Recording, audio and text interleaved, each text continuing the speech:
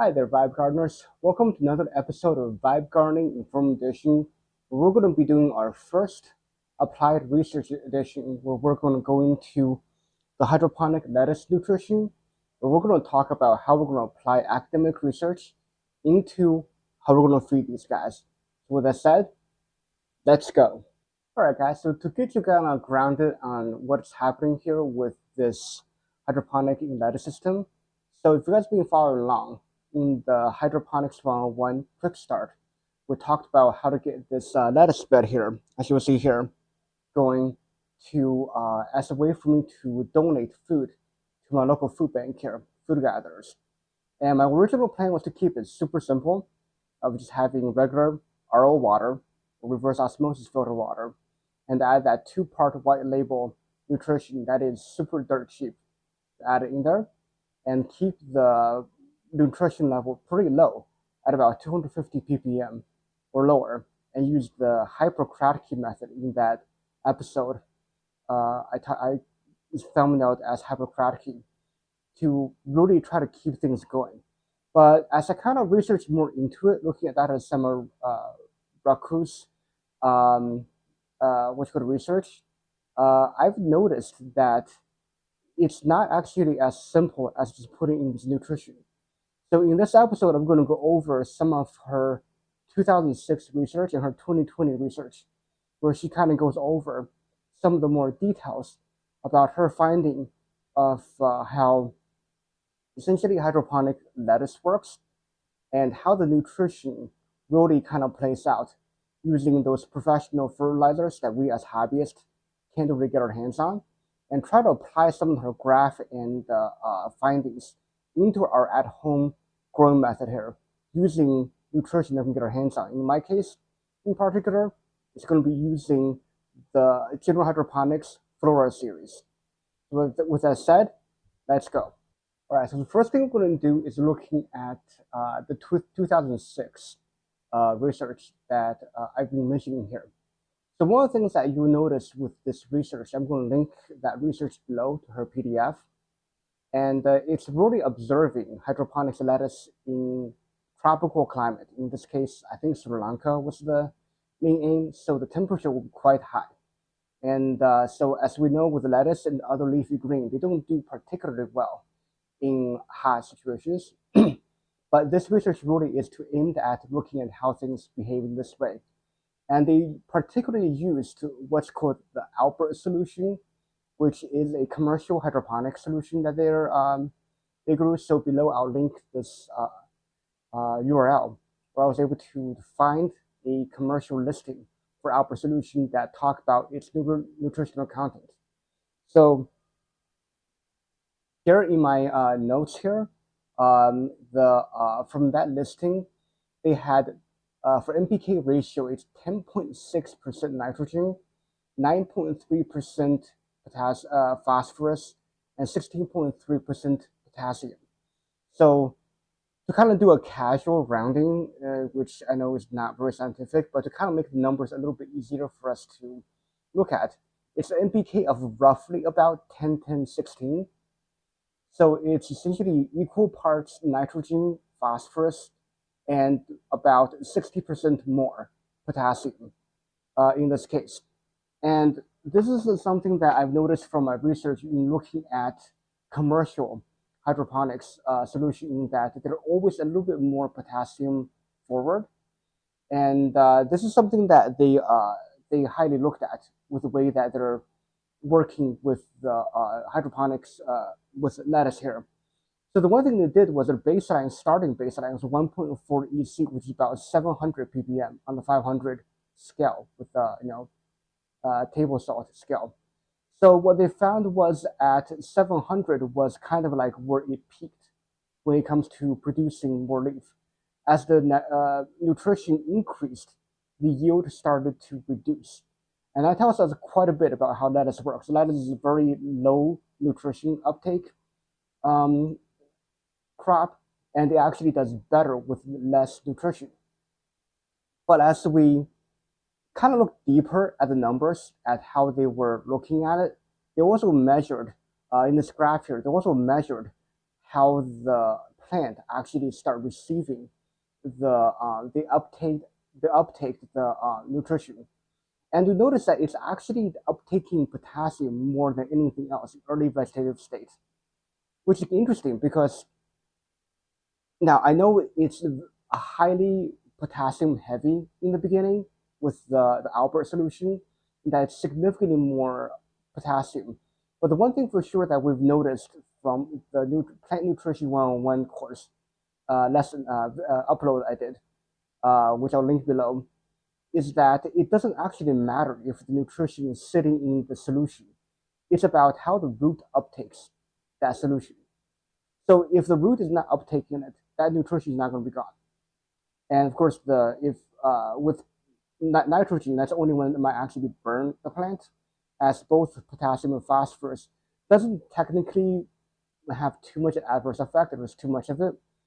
So, but you can tell that even with that kind of situation, the plant at the early stages was still uptaking quite a bit of potassium. But as time goes, as it becomes more advanced vegetative state with maturity, the plant actually starts leaning heavily into what we suspect as nitrogen heavy intake. And it basically weans off of potassium and phosphorus, which in our case, we're seeing this as sort of like a baby food, if you will, for lettuce. So once it gets past the baby state, it will start leaning away from those two and leaning heavy on nitrogen. So that's a 2006 research she had. So now we're going to talk a little bit more also about her 2020 research that was published. And one of the things that is significantly different about this research is that, first of all, the climate change, in that a lot of the study was actually done in the Ohio State University around a moderate climate, about 75 degrees Fahrenheit, or as the research states, about 24 or so Celsius, I believe is what they stated that as the average. And they actually used a much more different nutrition this time, in that they actually took a combination of calcium stabilizer combined with the general hydroponics grow leafy green that they used. And that one actually is interesting because I had to do a little math to make sure I get the exact number on NPK. So in my notes here, so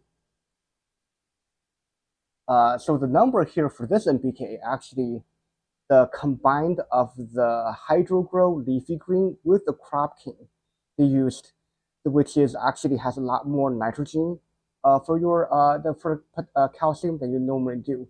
The total NPK at the end. Now, granted, there is 19% calcium at the end, at least, if not more, because the HydroGrow Leafy Green here. The final NPK is 19.8, 9.3, and 35, whopping 35. So if you were to do a casual rounding, it's approximately 21035. So what that means is that it's become a little bit more nitrogen forward than the previous Alberts.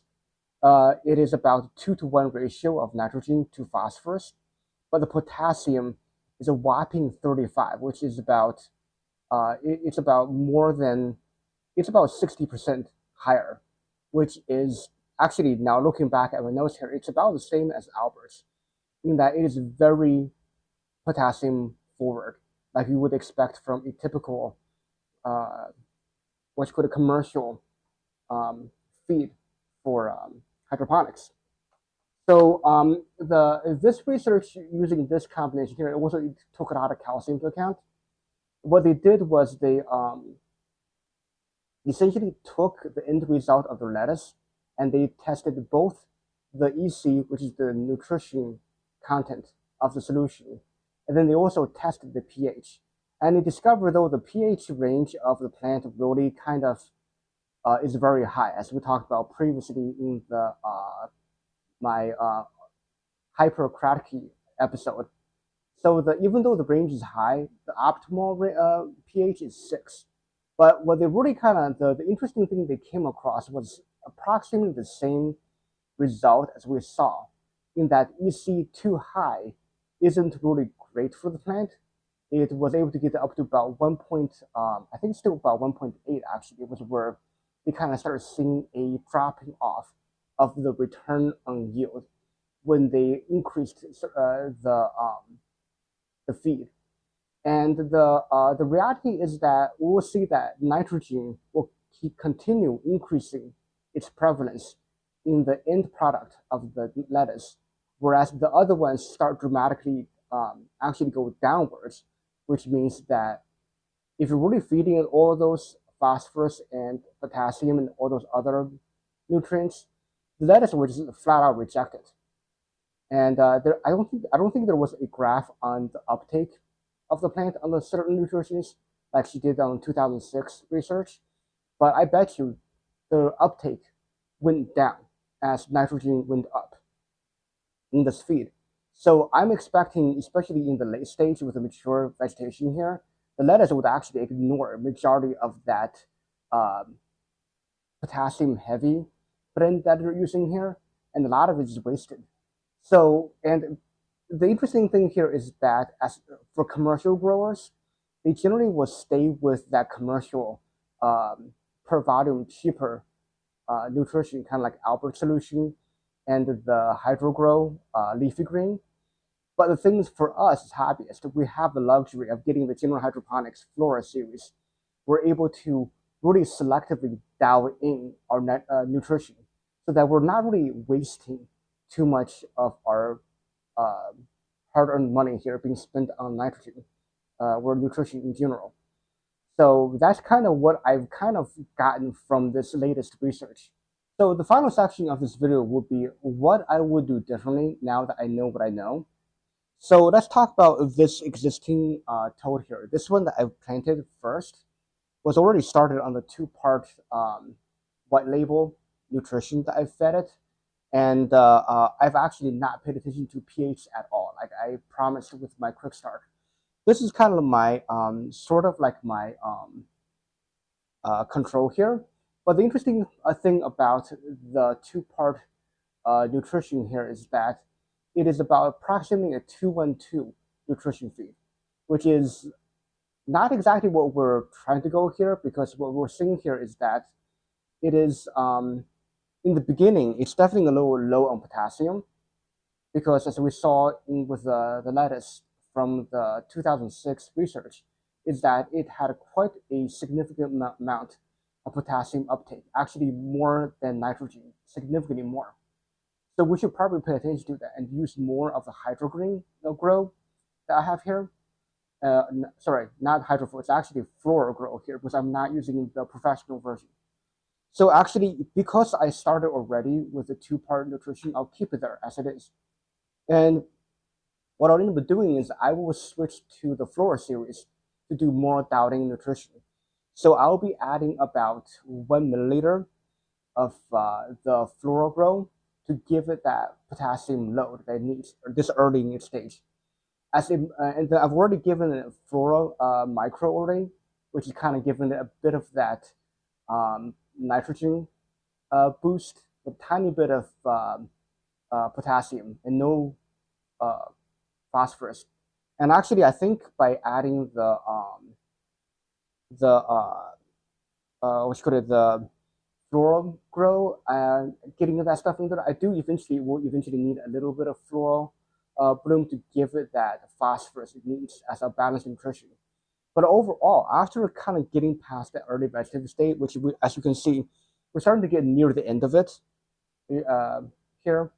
Once we get to the end of it, we're going to really start boosting up that flora micro to make sure that we're getting the nitrogen boost it needs, as we don't really want to waste more nutrition going forward.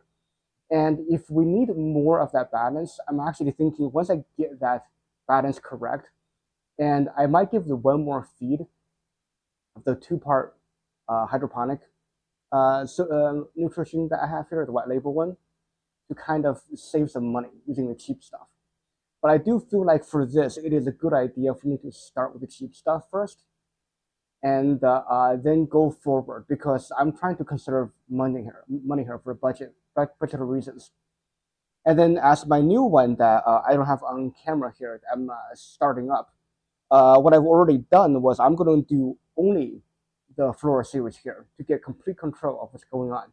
So I already added one milliliter of both Flora Micro and Flora Grow already, which will give me approximately a 7:1:7 NPK ratio. And so what that does is that gives me a nice boost on nitrogen and potassium, and a tiny bit of phosphorus. And what that's going to do for me is that's going to give me that uh, potassium that these plants here need, as well as some of the nitrogen to give it that early boost. But then as time goes on, I'm going to, depending on the stage of these plants, if they're still early vegetative, I will actually still make sure it's a balanced micro to floral to grow, and to make sure that I'm getting that balanced nitrogen and potassium feed.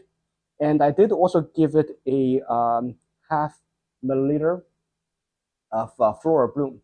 And that's something I'm going to give it until the end of the early vegetative stage. Basically, give it half of the Flora Bloom as the other two. And as time goes, I will obviously switch more towards this Flora Micro only, and wean off of both the bloom will completely stop, but the grow will come in significantly less proportion, as I'll be following the 2006 research document on the ratio of uptake as the plant grows. So so that's what I'm going to do, and hopefully that's going to help me keep these plants growing and not waste my money getting stuff I don't need for these plants.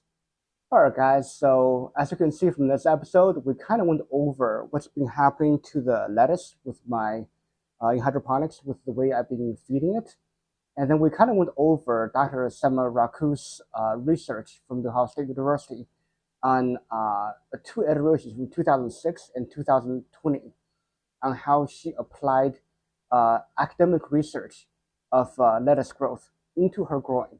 And I also talked a little bit about what I learned from her research and how that actually contributes to how I'm going to try to feed my lettuce smartly and not waste nutrition with my hard-earned money.